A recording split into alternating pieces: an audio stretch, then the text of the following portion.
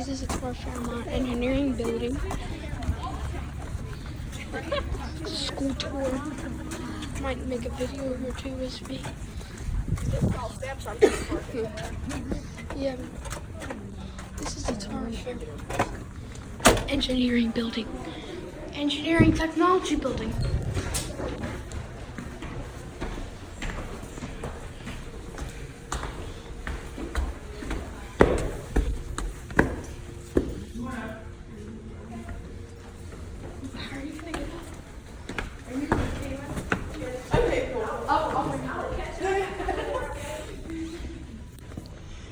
Okay.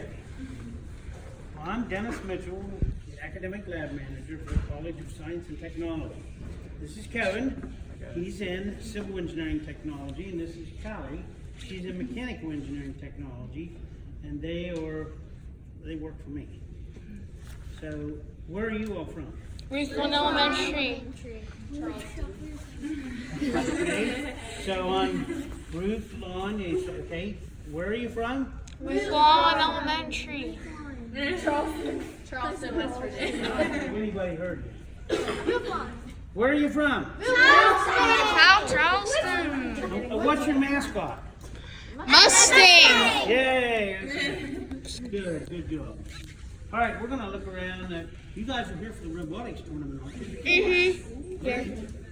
Okay, so they'll be getting set up this evening and getting everything set up over in the Falcon Center. So you all staying overnight somewhere? Yeah. Great. Okay. Good. All right, we're going to go through some of the labs and show you some of the things we do, and a lot of it's used in the robotics. Looks like you. How we build things, how we make things. So let's go into one of the electronics labs first. Electronic labs. Whatever. It's Bridge Valley.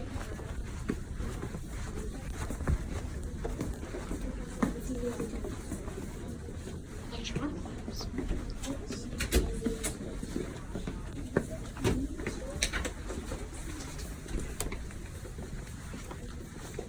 You like saw this thing?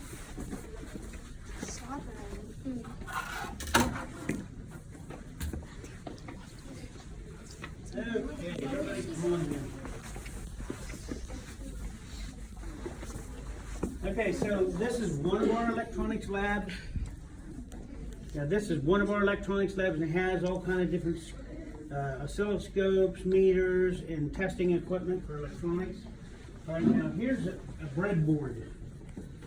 All right, now you know to make your robot go, you're going to have to put in some circuits and see what they've done here. They've put in electronic components, and I don't know what this one does, but they are testing something. But here's all kind of electronic components they put in on these breadboards to build a circuit so they can make the robots go, right? Yes. You guys have to program them to do something? Yes. Yeah. Okay. All right, let's go over to the next lab. Pretty much most of the time. Pretty much most of the time. There's the Donna, yeah. Yeah. Coding is my major.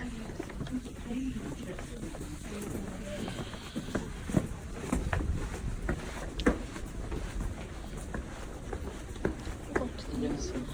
Still in class. Oh, they're having class.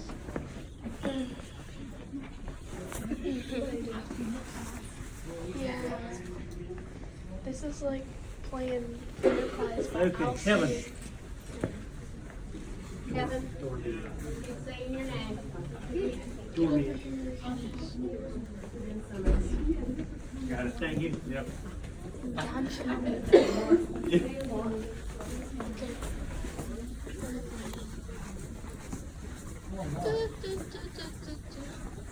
I was expecting, They're from you Ruth in Lawn. college? What grade are you in? He's Fourth and fifth. Oh, Multiple grades. okay, multiple Okay, grades. now they're in the robotics club, and they are here for the robotics tournament tomorrow. Okay, So I told them, they have to build these circuits, and electronic things, stuff. and making robots do whatever they need to do in programs. Indicates. Yeah. So, tell them a couple things. Yeah. So this is an electronics class that deals with microcontrollers. A lot of appliances today, like say your microwave oven, it has something that talks to you. It's got like an LCD display and might say something to you, and you start pushing some buttons. It takes those buttons and does some work for you, like turn on the microwave for a certain amount of time with a certain amount of power. And microcontrollers are in automobiles today. They're all over the car. They communicate with sensors to see if your engine's running with the right mixture of gasoline and air and all that stuff and firing right. It's got a lot of different sensors that tells you lots of things. So the microcontroller is a device that you can use to communicate with sensors and do some action, like turn on a trouble light to tell somebody you got a problem in this area because it's not functioning according to the design spec. So this is the kind of course where you would learn that. And so let me show you another example of something our students have done. This is a very inexpensive, got little motors in it, 6 motors. And if you had an assembly line, you had to pick up something and somebody just had to pick it up every day and move it to a location. Whoops, I'm in the wrong place. This thing would do it for you. You could move something from one location to another. That was just one application that I asked my students to be able to do. So it's got a motor here, motor there, a lot of different motors. Pick it up, take it to another location, set it down. So it's just got little springs and little motors. A lot that you could do with this type of setup. We'll just put it to sleep. So we control motors. This is one of the instructors teaches a class about controlling motors in an automation setting in a factory. You know, today there's a lot of automation that's done where robotic arms are picking up things, and especially in environments that might be dangerous for humans or something that's tedious and it's not very pleasant to do all day. That's what we get machines to do the work. And we learned to program these things. It'll come up and have some instructions, and you can push the sensitive screen to make it do certain things, to turn on a motor, turn on an operation, and things like that. So this is a class where people are learning to do those things. So if you walk around, you'll see. Jeff, you have anything to show them? Jeff? Okay, this way. Yeah. Jeff and Logan working together on this project. Alright, so basically this is a stepper motor, and what it does is it moves the motor in steps. You can polarize different poles, I guess, on it. And if you watch this knob right here, so I'm just going to go ahead and turn it. If you watch the piece of tape on there, you can see it turn. And we're actually just working on a little bit of code because you can see right now that it bounces a lot between 2 values. So to keep it from having like a really bad bounce like that, we try to do a buffer zone. So the buffer zone goes through and it keeps it from moving if there isn't like a huge change. And so if someone wants to go through, just go ahead and turn this pot a little bit. You can go ahead and try it.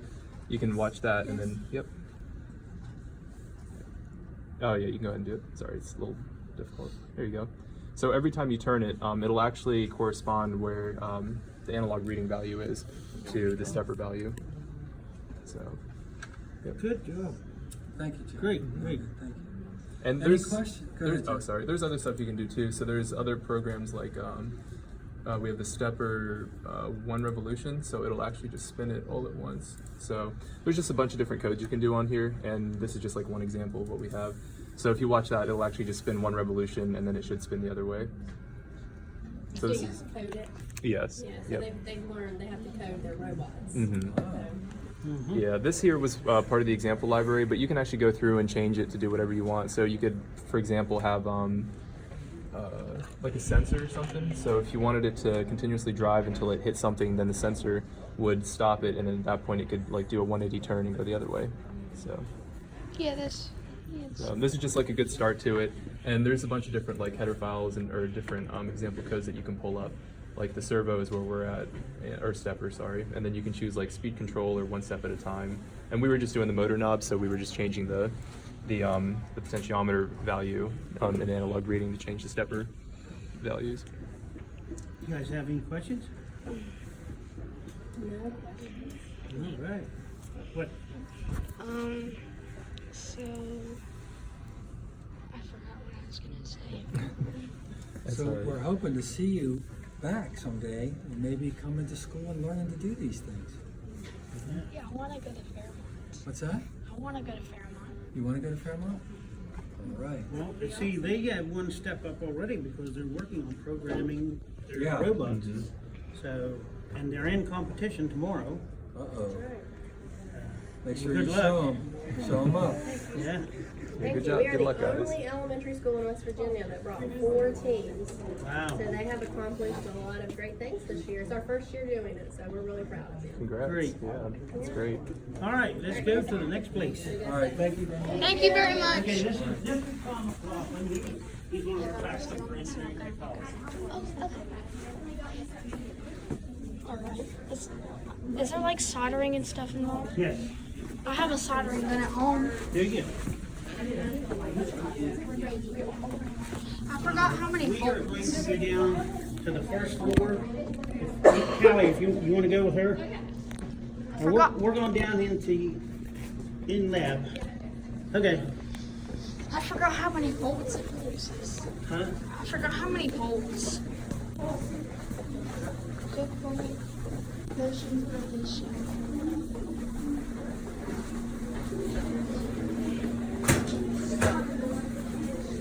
Yeah, we got a walk.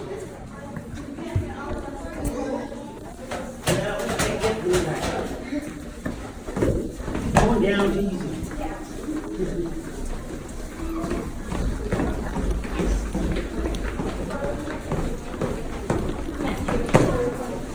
Yeah.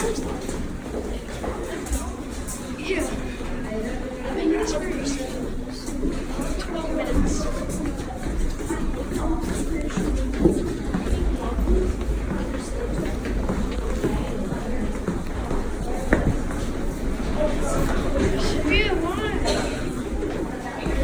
Yeah, Hey,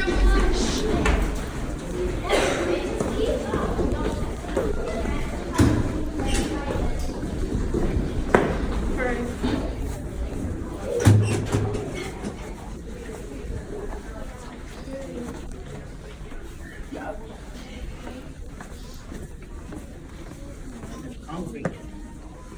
That's cool. Mm-hmm. Is this a welding simulator? What's that? Is this a welding simulator? No. This is more of a civil engineering lab.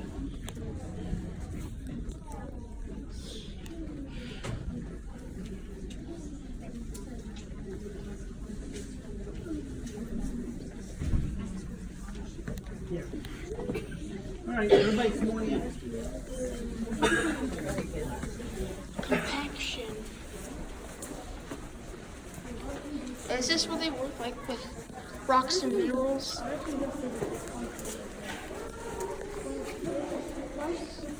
This is definitely one of those places where they work with rocks and minerals, right?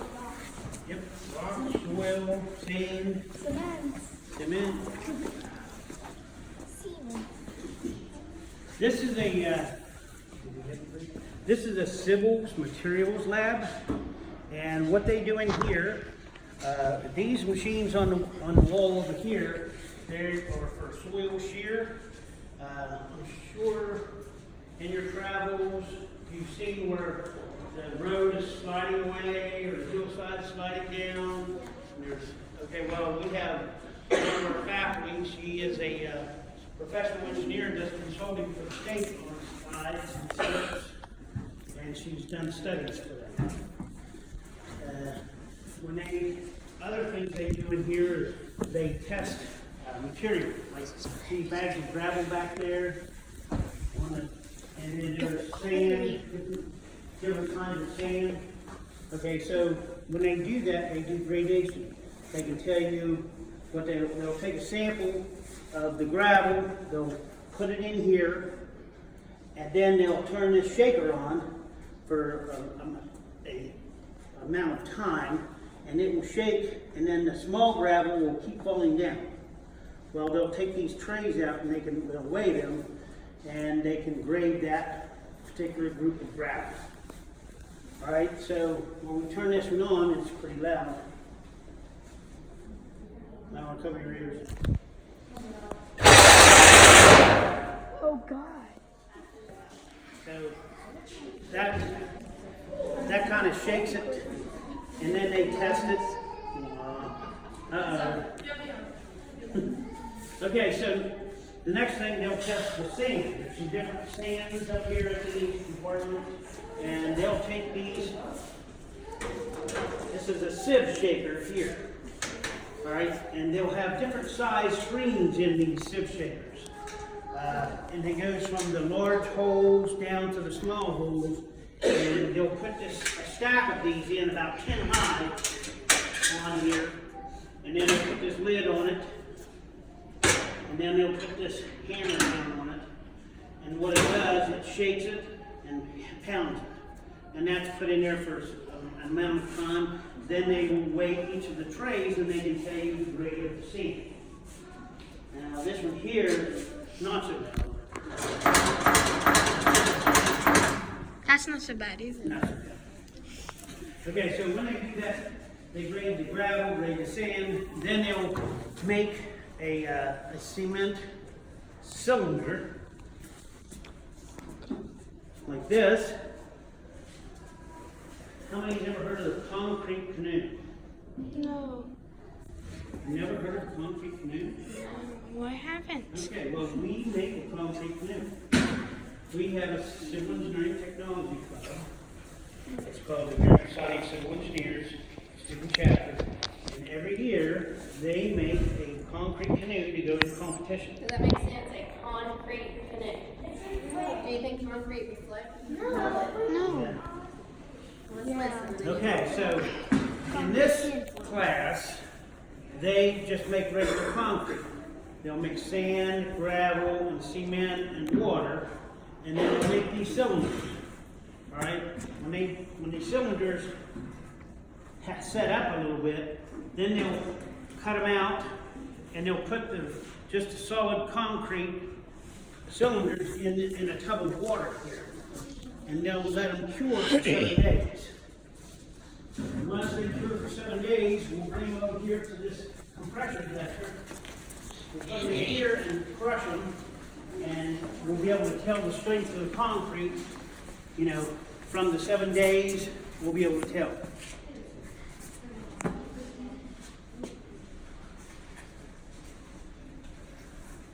Everything okay? Oh, yeah. Sorry. That's okay. Okay.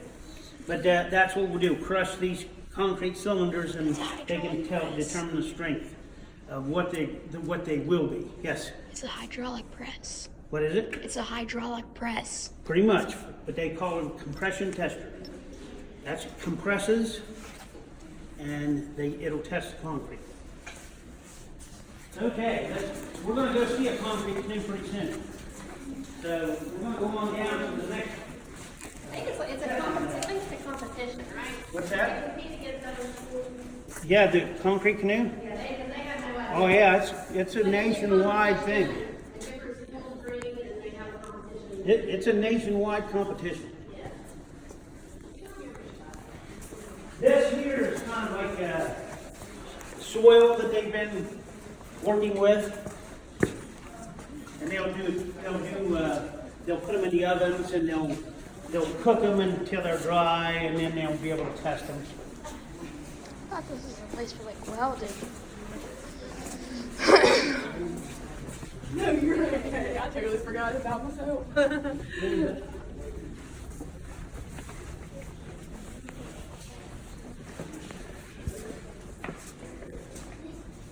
Emblem. Yeah, come on in. Wood carving. Mm-hmm. This is one of our testing labs and also a design lab. If you guys look at this screen here, what does it have on it? A Mustang. Mustang, that's your mascot. Okay, so in this one program here, it's a wood carving unit. Those two wood carving units over there, you can see some of the wood carved things we've made already. Well, if we wanted to make the wood carving of your mascot, which they already have it put in now, we can take it and put it into this card, and put the card in that machine, and it will automatically cut it out. Just like what's on there now, what's cut out over there. I designed those for when we had our 150th anniversary couple years ago. And then the one video for the Scout, for the 2000 Scout Jamboree, 2013 Scout Jamboree with that in West Virginia, we were down there with that. And we made a lot of it and gave them away to the Scouts. All right, so what we have up here, we have our miniature Latham mill. And we use wax endings so until you learn how to operate. And we have bigger machines in the next room. These are torsion testing machines. And what is torsion? Torque?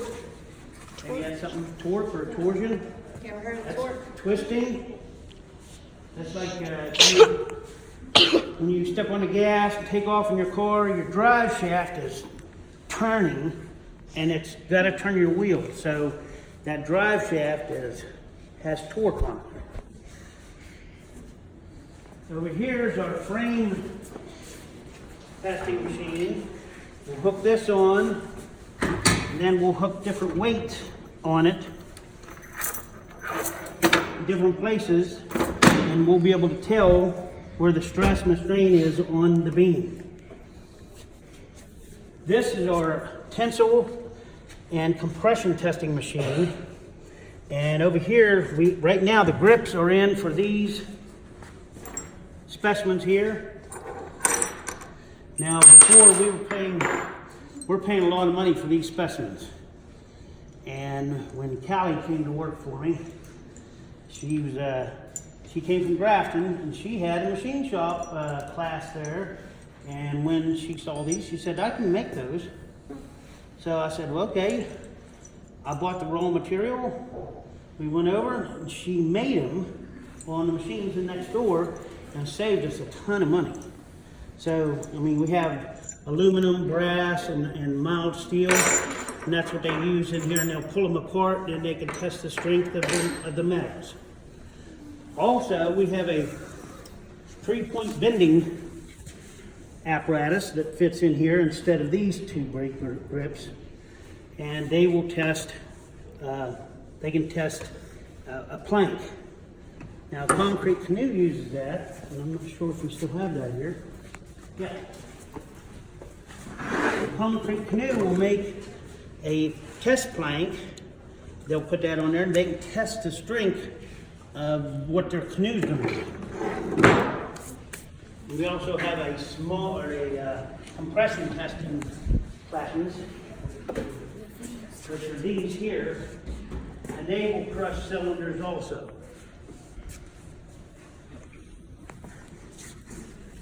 All right, now over here we have an automated foam cutter.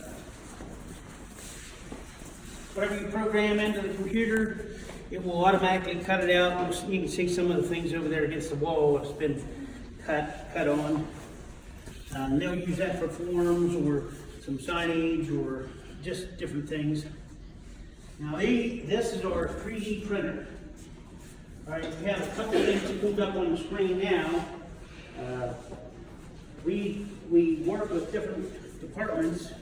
Some of the classes are given specific projects to do, and we will print them out for them. It's like these here, this house here, the architect, they designed those. This is another one of the things I took to the 2000 Scout Jamboree. made a bunch of these, and then when I went down, all I had to do is make these little, for the troop numbers or crew numbers, so they could slide them in. Because these, everybody wanted them. Now this is a combination of, this is composite 3D printer. It's a really fine powder. Well, we also have an ABS plastic 3D printer. These fins are made of plastic on our other 3D printer. And these fins here are out of this 3D printer. Now these will break. Now this is plastic, it just bounces. And here's some of the different things we've made, and we keep so we can show what we've done. Here's a little robot guy I printed out once. Set it on backwards. But you can also make things for your robot. And things can be tested on machinery back here. Like, what's the strength of your frame that your robot, you know, what can it do? Use one, doesn't it? Here's the different platforms. It's piston. I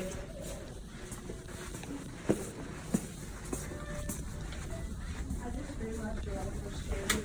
Oh, did you? Yeah, she told me, I was like, Cassidy? 3 already. I'm 3 already. Okay. Yeah, but. Have you been on our tour? Yes, I Okay. always put it on the coffee.